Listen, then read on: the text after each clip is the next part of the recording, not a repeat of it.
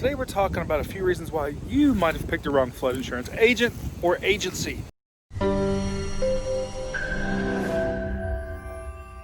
Hello, Chris Green here with the Flood Insurance Guru. If you've got questions about flood insurance, flood education, flood zone changes, elevation certificates, click below to visit our website, floodinsuranceguru.com. You can also check out our daily flood education videos on our YouTube channel.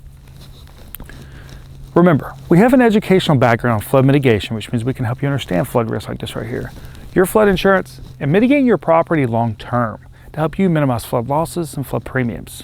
Today we're talking about a few reasons why you might have picked the wrong flood insurance agent or agency. So we're going to discuss some things you should look for when picking that agent, or some things that should have been discussed when they did that flood risk review with you.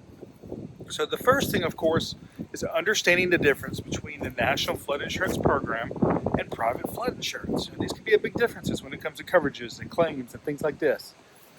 The next thing is understanding what type of loan that you have on your property, to understand that if you did decide to go with private flood insurance, if it would be accepted by your bank.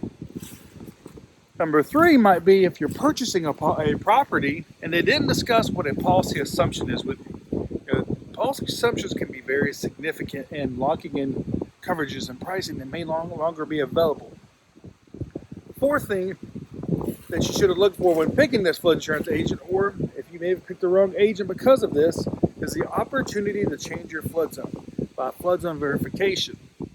This is a process of understanding when your flood zone changed, where your property or structures are located on this property compared to your base flood elevation, understanding, hey, your property might qualify for a flood zone change.